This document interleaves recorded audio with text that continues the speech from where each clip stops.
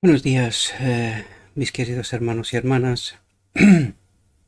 Hoy vamos a tratar de entender la segunda parte de este consumado es de Jesús, de Cristo vencedor, ¿verdad?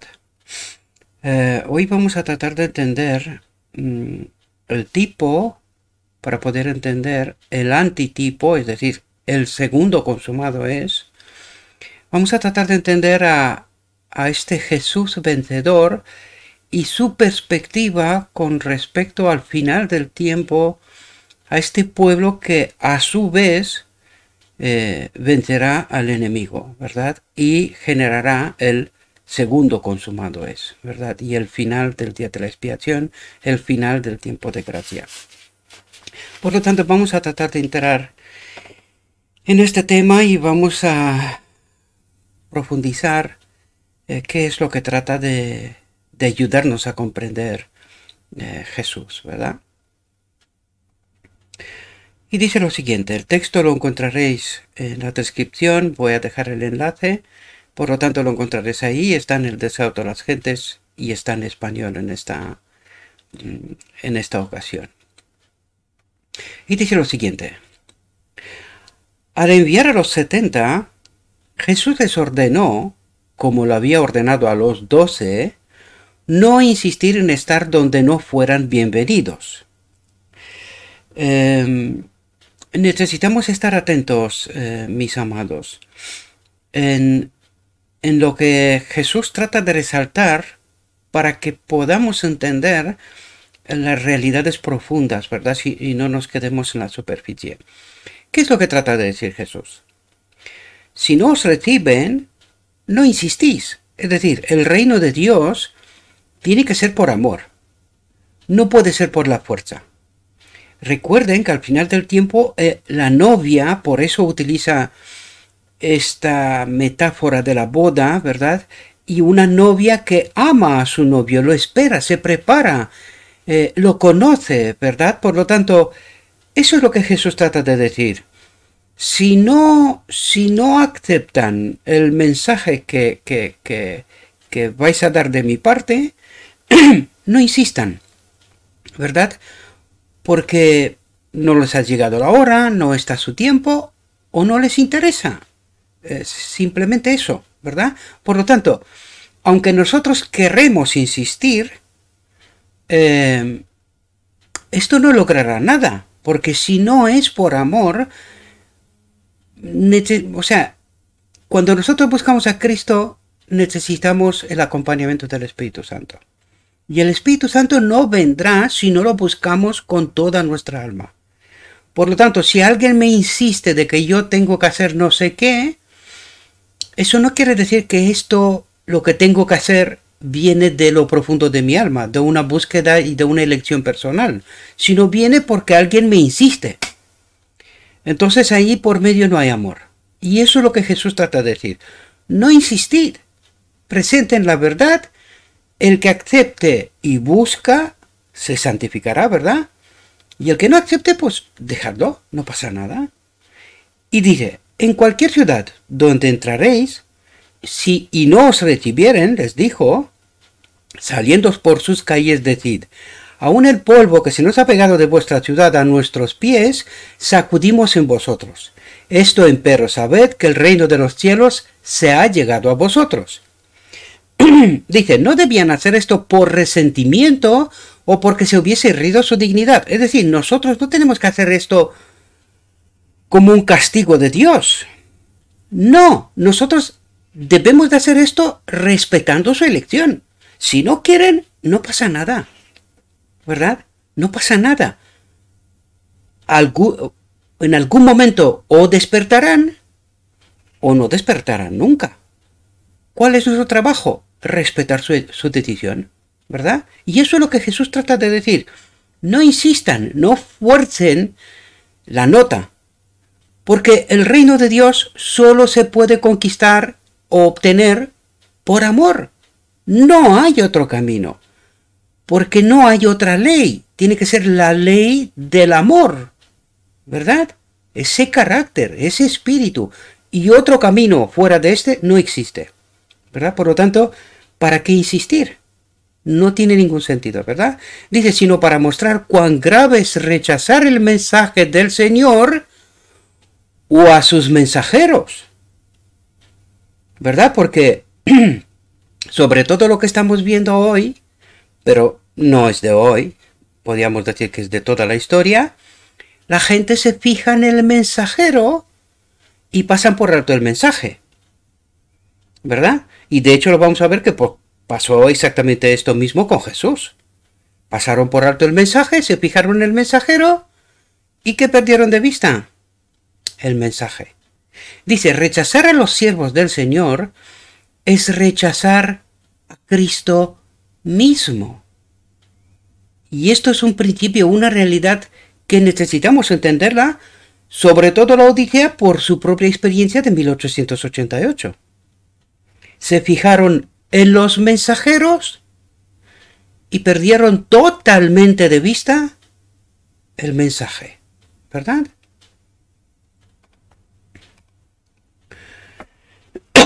Dice, yo os digo, añadió Jesús, que los de Sodoma tendrán más remisión aquel día que aquella ciudad. Y recordó los pueblos de Galilea donde había cumplido la mayor parte de su ministerio.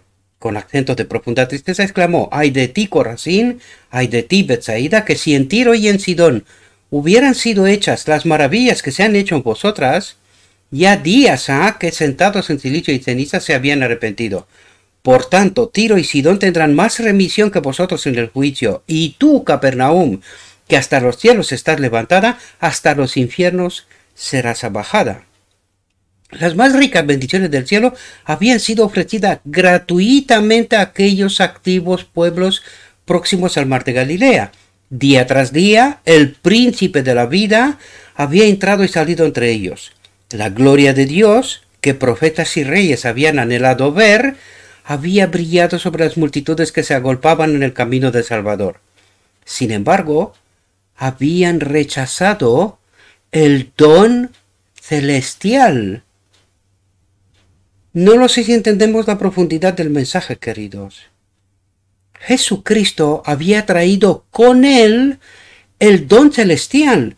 ¿Y cómo recibían este don celestial? A través de la aceptación de la verdad. Esto es un tipo para el antitipo, para el tiempo final, es decir, para nosotros. A través de la aceptación de la verdad, también recibimos el don celestial y seremos contados entre el pueblo final, entre los 144.000, ¿verdad? Dice, con gran ostentación de prudencia, y atentos aquí porque eso está pasando hoy también, mis amados, y necesitamos entender estos principios de cómo obra el enemigo para poder engañarnos, ¿verdad? Y dice, con gran ostentación de prudencia, los rabinos habían amonestado al pueblo, los rabinos, los maestros, contra la aceptación de las nuevas doctrinas. Pregunto, ¿Jesús presentaba nuevas doctrinas o un escrito está? Cuidado, queridos, porque eso está pasando hoy.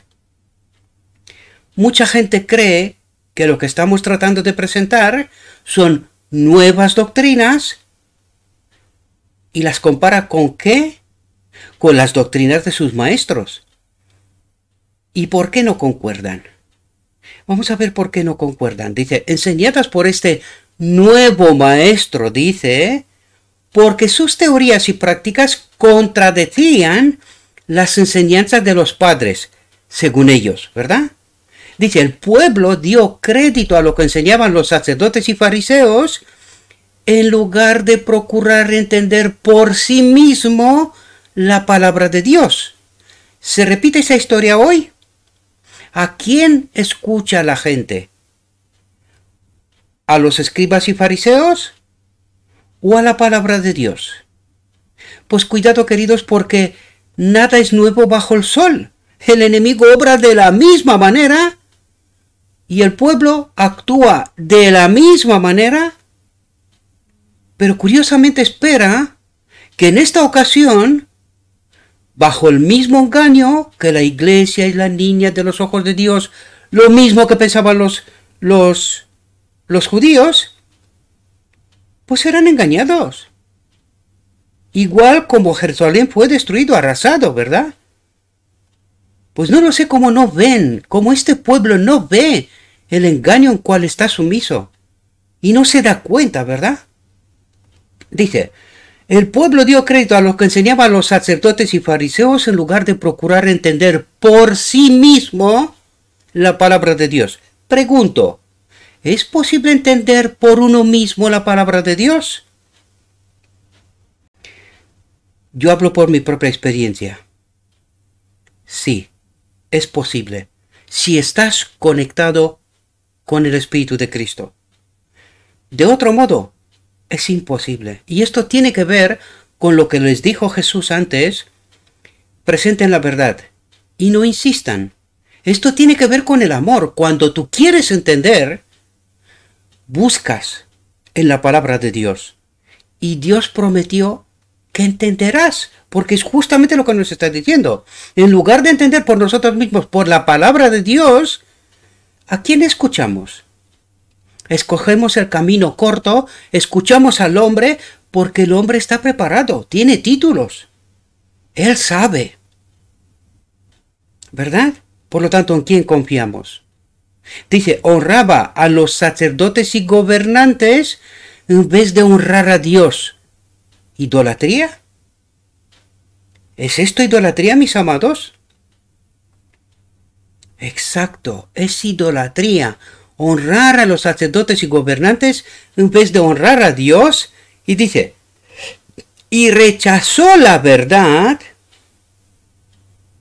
Por lo tanto, rechazó el Espíritu, el don inmerecido que es consecuencia de la aceptación de la verdad, a fin de conservar sus propias tradiciones, a fin de conservar sus propias enseñanzas hoy día, entiendan tipo y antitipo. Y el pueblo de hoy espera que las consecuencias hoy sean diferentes al de Israel de antaño. ¡Qué engaño tremendo, mis queridos! Dice, muchos habían sido impresionados y casi persuadidos, pero no habían obrado de acuerdo con sus convicciones y no eran contados entre los partidarios de Cristo. No eran contados en el pueblo de Cristo final, entre los 144,000. Tipo y antitipo, queridos. Despierten, por favor. Satanás presentó sus tentaciones hasta que la luz les pareció tinieblas.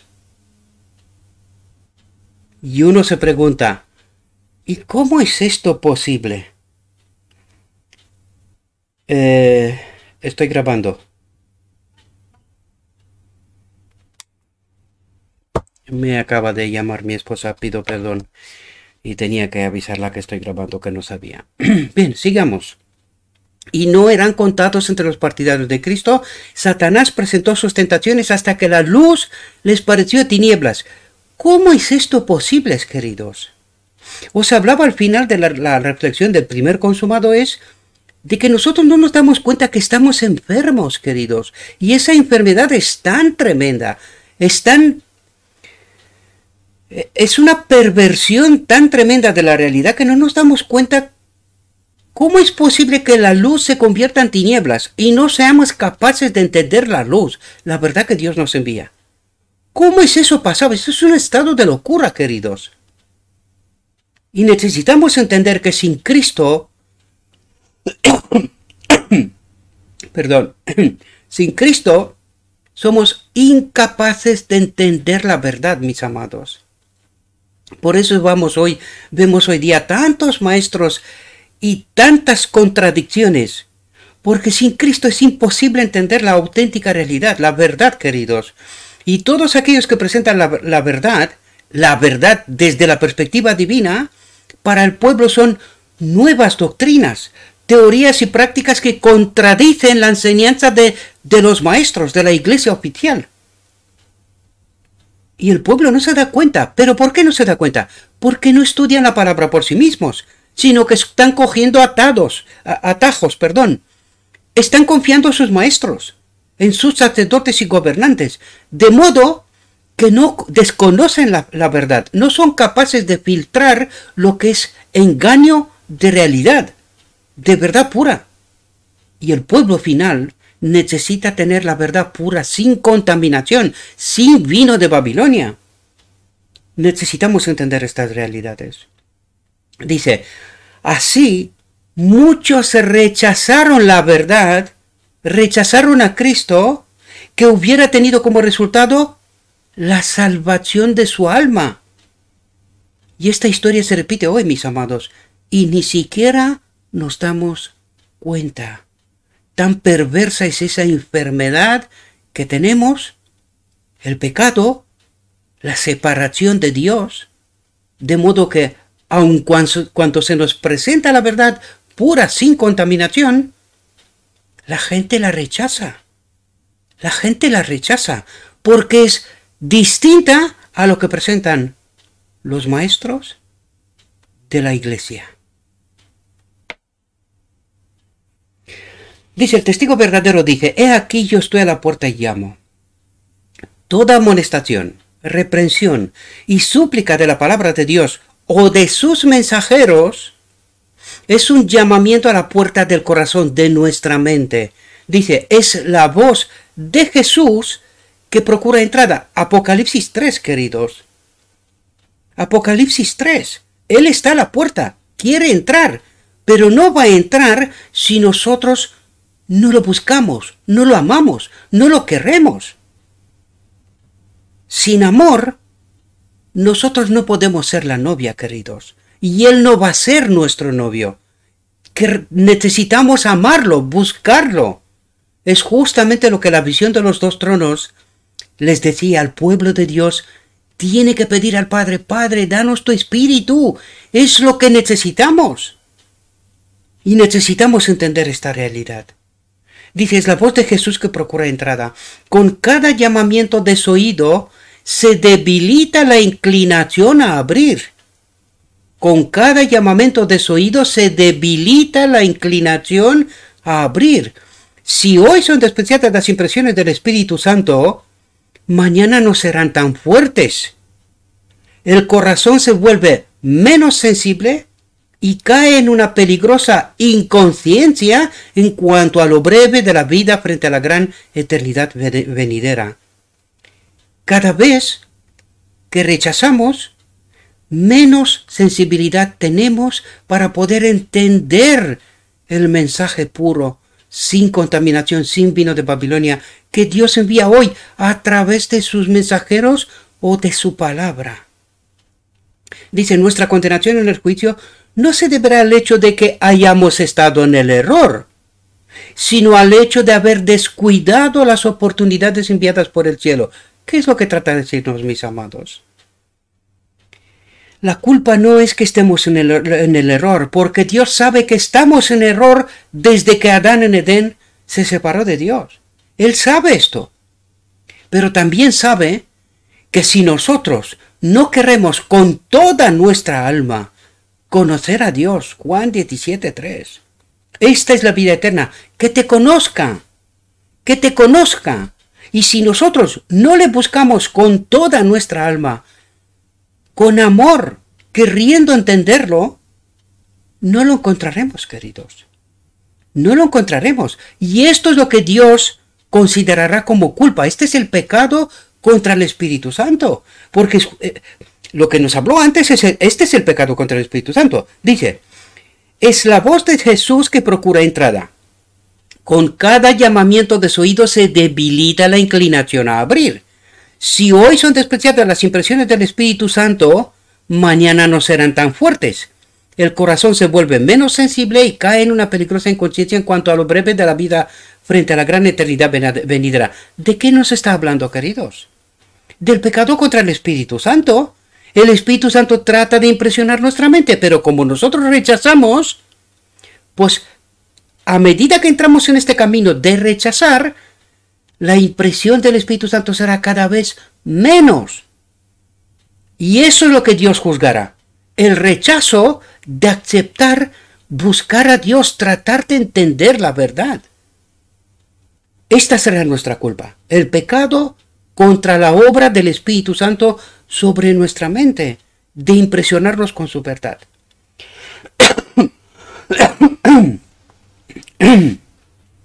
Perdóname porque todavía estoy con esta gripe, estoy al final, pero aún no estoy del todo bien, ¿no?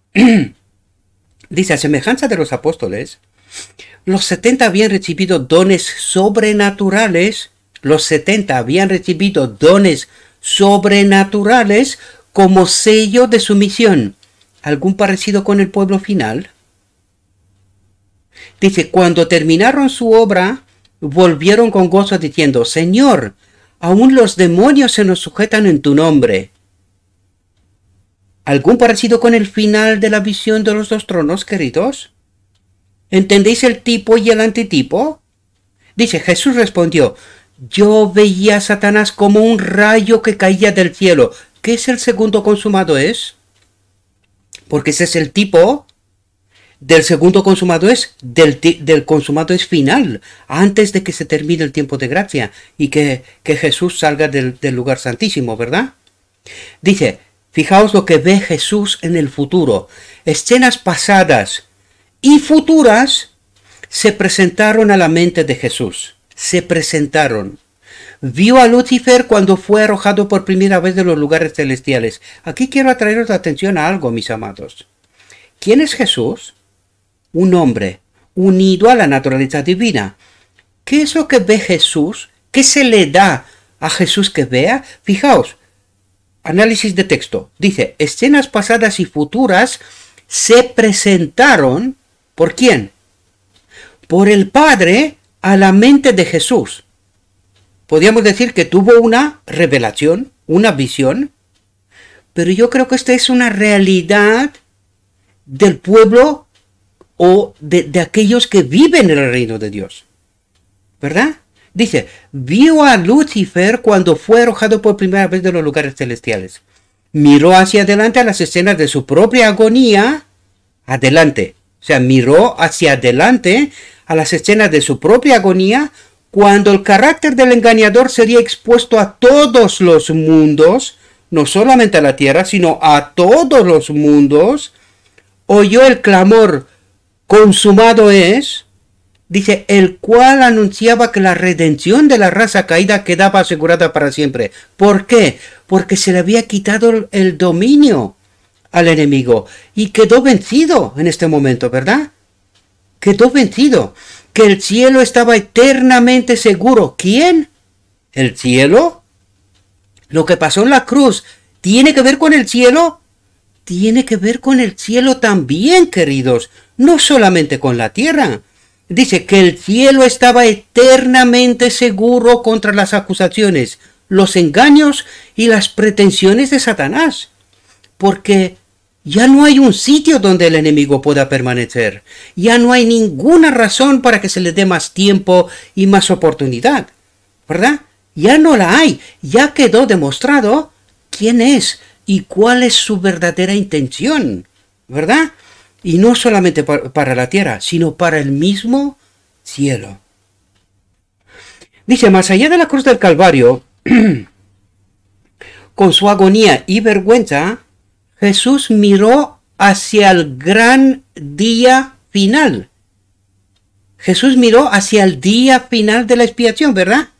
Dice, cuando el príncipe de las potestades del aire será destruido en la tierra durante tanto tiempo mancillada por su rebelión. Contempló la obra del mal terminada para siempre y la paz de Dios llenando el cielo y la tierra. ¿Qué es lo que ve Jesús? A este pueblo final vencedor. Dice, cuando el príncipe de las potestades del aire será destruido en la tierra durante tanto tiempo mancillada por su rebelión. Dice, en lo venidero, los seguidores de Cristo habían de mirar a Satanás como a un enemigo vencido. Dice, en la cruz, Cristo iba a ganar la victoria para ellos. Deseaba que se apropiasen de esa victoria. Que salgan de ese dominio, ¿verdad? He aquí, dijo él, os doy potestad de hollar sobre la serpiente y sobre los escorpiones y sobre toda fuerza del enemigo y nada os dañará. Dice, el poder omnipotente del Espíritu Santo. Cuidado que ahora se está refiriendo a esa última generación. Fijaos lo que dice. El poder omnipotente del Espíritu Santo es la defensa de toda alma contrita. Cristo no permitirá que pase bajo el dominio del enemigo quien haya pedido su protección con fe y arrepentimiento. No lo sé si entendemos. ¿Cuál era el pedido?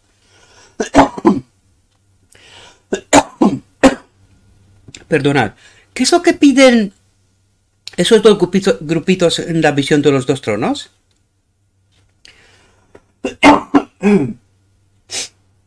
Padre, danos tu espíritu, ¿verdad?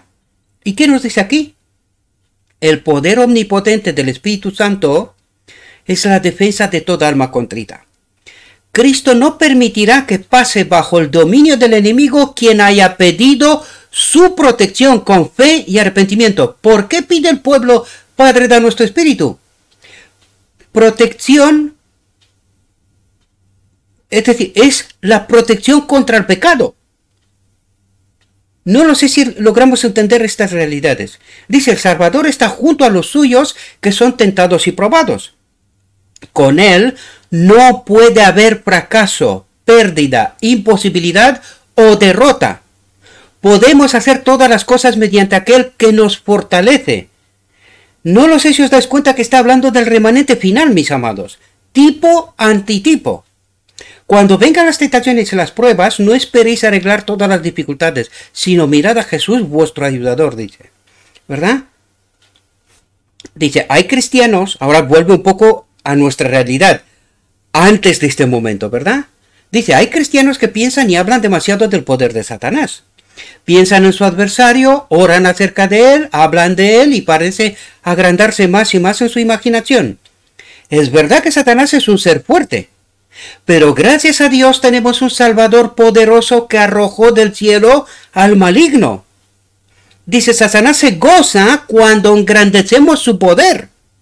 ¿Por qué no hablamos de Jesús? ¿Por qué no magnificamos su poder y su amor? El miedo al enemigo, queridos, es glorificarle a él. Ese miedo al enemigo, esas oraciones de bondad para que Dios nos proteja de él, insistiendo tanto, hay que pedir que seamos protegidos, sí, pero hay que confiar en el poder de Jesús y no tener el miedo del enemigo. El enemigo está vencido, queridos. El arco iris de la promesa que circuye el trono de lo alto es un testimonio eterno de que de tal manera amó Dios al mundo que ha dado a su Hijo unigénito para que todo aquel que en él cree no se pierda, mas tenga vida eterna. Atestigua al universo que nunca abandonará Dios a su pueblo en la lucha contra el mal. Es una garantía para nosotros de que contaremos con fuerza y protección mientras dure el trono. Y el trono durará eternamente. No hay razón de dudar de eso, ¿verdad? Jesús añadió, mas no os gocéis de esto, que los espíritus se os sujetan. Antes gozaos de que vuestros nombres están escritos en los cielos. No os gocéis por el hecho de que poseéis poder. No sea que perdáis de vista vuestra dependencia de Dios. Hablamos de la experiencia de Pedro en el andar sobre las aguas en el primer consumado es, ¿verdad? De eso nos está hablando Dios. Cuidado de no creer que es toda esa experiencia. Ese es el cántico de Moisés, lo que nos está hablando aquí, ¿eh? Para aquellos que no entienden. Es esa experiencia nueva. Y Jesús nos trata de ayudar a entender cómo hemos de caminar en esta experiencia nueva en donde Cristo es nuestra justicia, el final del día de la expiación, ¿verdad? Por lo tanto dice, mas no os gocéis de esto que los espíritus se os sujetan, antes gozaos de que vuestros nombres están escritos en los cielos. No os gocéis por el hecho de que poseéis poder, no sea que perdáis de vista vuestra dependencia de Dios. Tened cuidado, no sea que os creéis suficientes y obréis por vuestra propia fuerza, que es justo lo que le pasa a la Odisea. No, nosotros conocemos. Y el Apocalipsis 3 dice, tú no sabes que eres desnudo, ciego, no entiendes tu real condición, ¿verdad? Y aquí dice, cuidado, no sea que os creéis suficientes y obréis por vuestra propia fuerza. en lugar de hacerlo por el Espíritu y la fuerza de vuestro Señor. Dice, el yo está siempre listo para atribuirse el mérito por cualquier éxito alcanzado. Cuántos he bautizado, a cuántos he predicado, cuánta gente me sigue, cuánta gente tengo en mis canales, los que fueran, y cosas por estilo. Esto es vanagloria personal, queridos. El yo está siempre listo para atribuirse el mérito por cualquier éxito alcanzado. Se lisonjea y exalta al yo. Y no se graba en otras mentes la verdad de que Dios es todo y en todos. El apóstol Pablo dice, porque cuando soy flaco, entonces soy poderoso. Cuando nos percatamos de nuestra debilidad, aprendemos a no depender de un poder inherente. Nada puede posesionarse tan fuertemente del corazón como el sentimiento permanente de nuestra responsabilidad ante Dios. Nada alcanza tan plenamente a los motivos más profundos de la conducta como la sensación del amor perdonador de Cristo. Debemos ponernos en comunión con Dios. Entonces, seremos dotados de su Espíritu Santo, el cual nos capacita para relacionarnos con nuestros semejantes. ¿Y qué quiere decir aquí, queridos? Dice, debemos ponernos en comunión con Dios. ¿Y cómo se hace esto? A través de lo escrito está, mis queridos, purificando la verdad, echando fuera la contaminación del vino de Babilonia. Y fijaos, porque aquí nos revela una realidad. Dice, debemos ponernos en comunión con Dios, es decir, debemos entender la verdad. Entonces, seremos dotados de su Espíritu Santo. Es decir, mientras no hay una purificación de este templo, no podemos tener el Espíritu Santo en este templo. Dice, el cual nos capacita para relacionarnos con nuestros semejantes. Y nosotros buscamos unidad. No puede haber unidad mientras no hay conformidad en la comunión con Dios. No puede haber unidad mientras no estamos dotados del Espíritu Santo. Para que después podemos estar en esta unidad en el Espíritu con todos nuestros hermanos, ¿verdad? Por lo tanto, gozaos de que mediante Cristo habéis sido puestos en comunión con Dios como miembros de la familia celestial. Mientras miréis más arriba que vosotros mismos, tendréis un sentimiento continuo de la flaqueza de la humanidad. Cuanto menos apreciéis el yo, más clara y plena será vuestra comprensión de la excelencia de vuestro Salvador. Cuanto más estrechamente os relacionéis con la fuente de luz y poder, mayor luz brillará sobre vosotros y mayor poder tendréis para trabajar por Dios. Gozaos porque sois uno con Dios, uno con Cristo y con toda la familia del cielo. ¿De qué nos está hablando aquí, queridos? De esta conexión a través del Espíritu Santo. Es así como Cristo está unido al Padre por el Espíritu. Es así como Cristo está unido con nosotros por el Espíritu. Es así como nosotros estamos unidos con la familia del cielo por el Espíritu. Y necesitamos entender profundamente esta realidad. Dice, mientras los 70 escuchaban las palabras de Cristo, el Espíritu Santo impresionaba sus mentes con las realidades vivientes y escribía la verdad en las tablas del alma. No lo sé si entendéis, aquí hay textos del Antiguo Testamento. Dice, yo escribiré la ley en vuestra mente.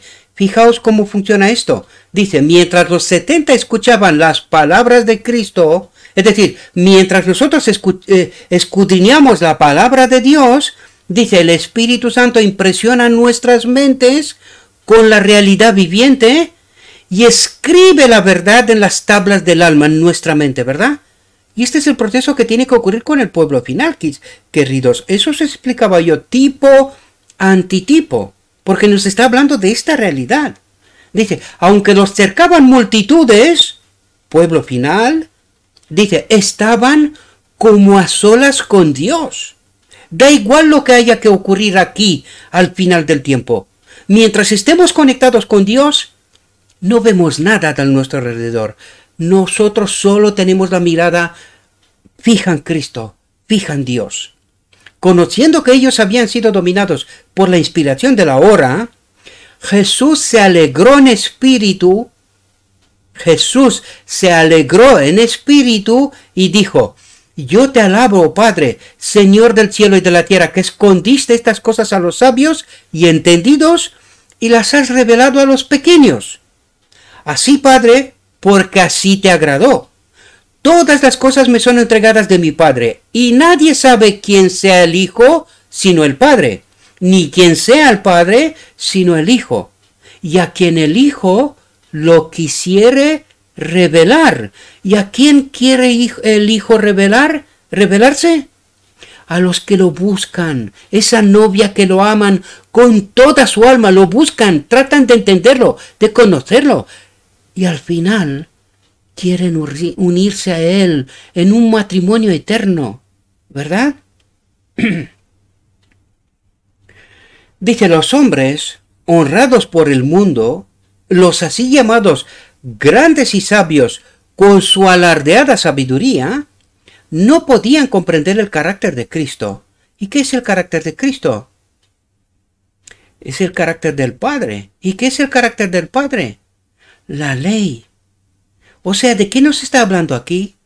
Que los sabios de este mundo no son capaces de entender cómo es la ley de Dios, cómo funciona, cómo se manifiesta. Eso es lo que trata de explicarnos. Que los hombres honrados por el mundo, los así llamados grandes y sabios, con su alardeada sabiduría, no podían comprender el carácter de Cristo, la ley de Cristo, la que vino a revelarnos a nosotros, esa gloria de Dios. Dice: le juzgaban por la apariencia exterior, y hoy también, dice, por la humillación que le ocupó como ser humano, pero a los pescadores y publicanos les había sido dado ver al invisible, dice. Ver lo que nadie más veía, ¿verdad?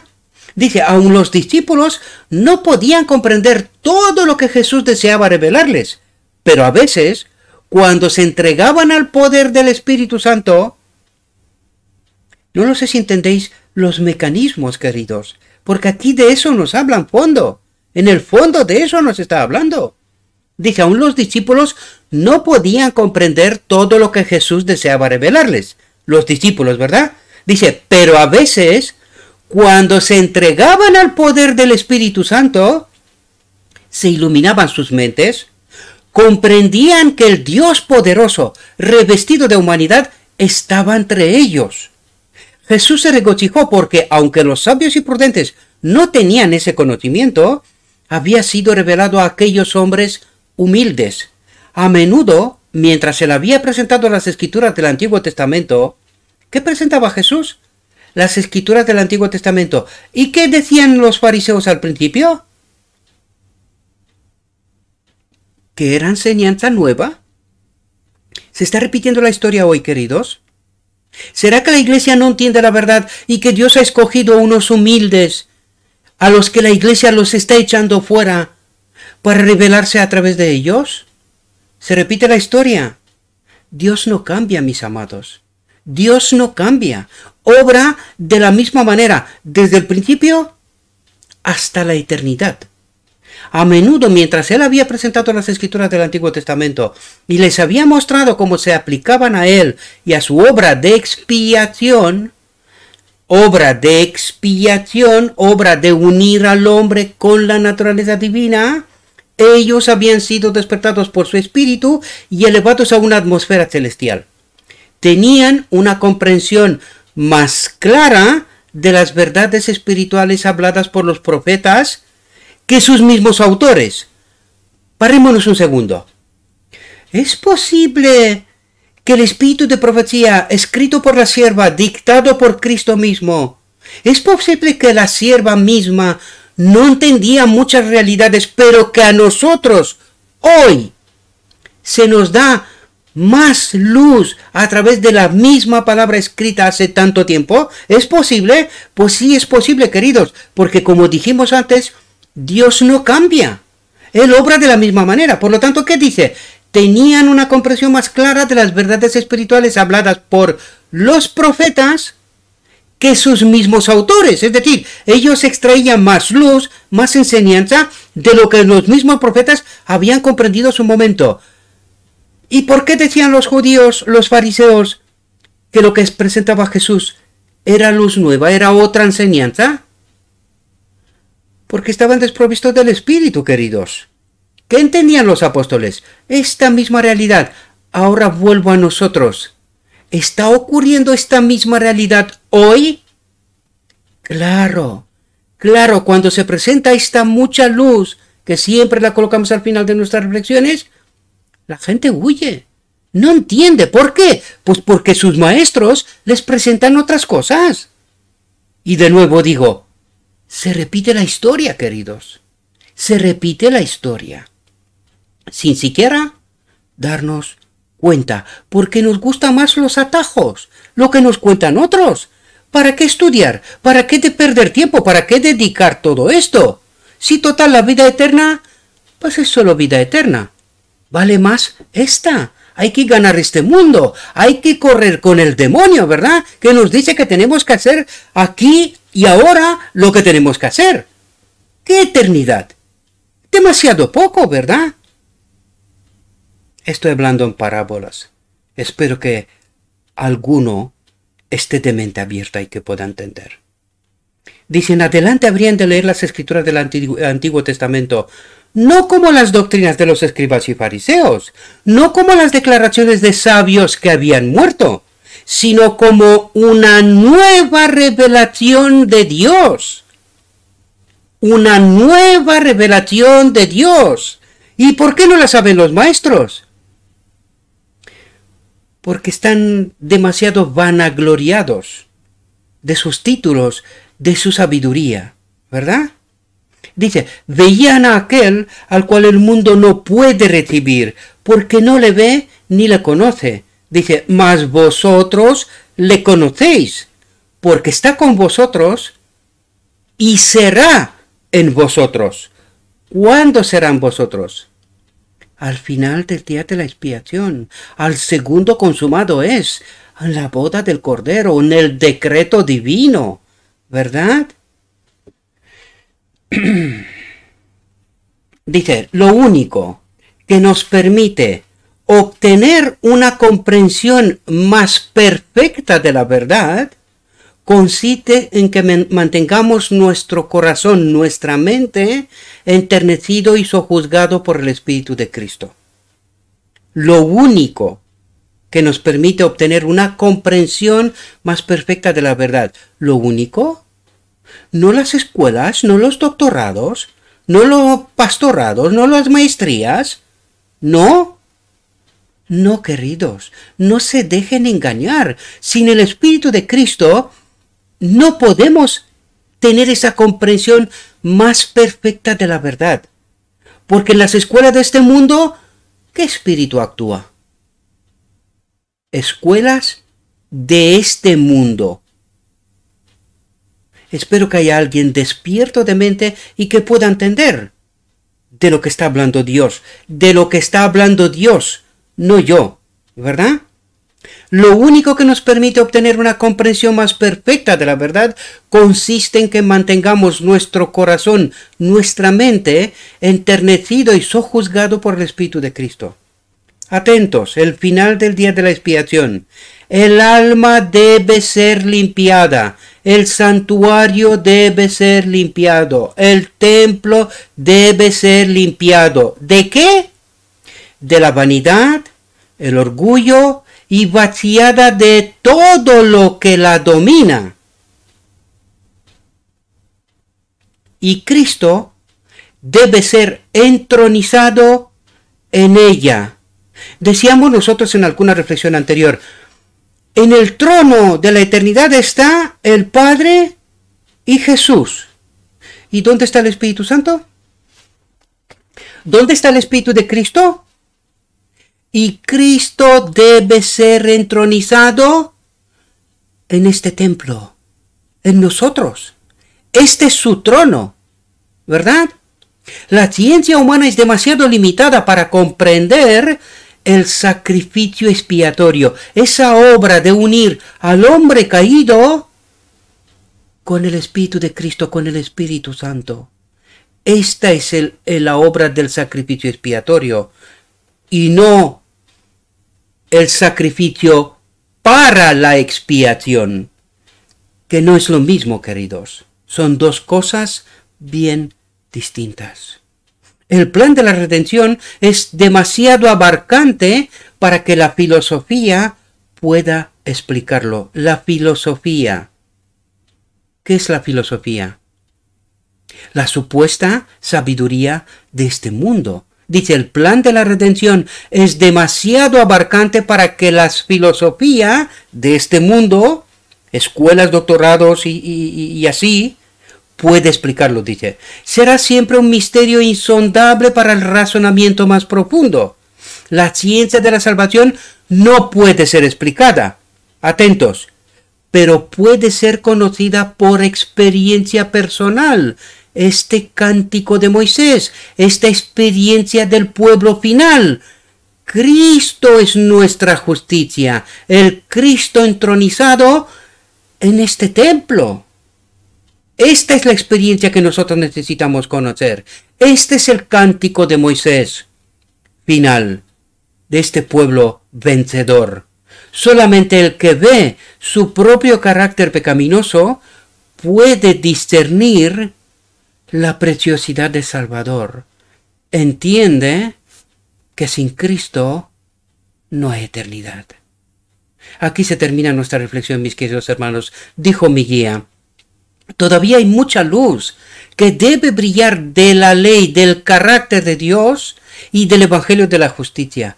Este mensaje, entendido en su verdadero carácter y proclamado en el Espíritu, crecerá hasta alcanzar una importancia tan grande como apenas soñáis, y iluminará la tierra con su gloria. Le ruego a nuestro Dios, mis queridos hermanos, que nos envíe su Espíritu, que nos capacite, que podamos entender su verdad, su realidad, su perspectiva, y que lo busquemos con toda nuestra alma, queridos. Que seamos esta novia que ama, que busca, que desea el encuentro con el novio. Os deseo, mis queridos hermanos, que tengáis un próspero día. En todo lo que os he dicho, os lo he dicho en nombre de Cristo Jesús. Amén.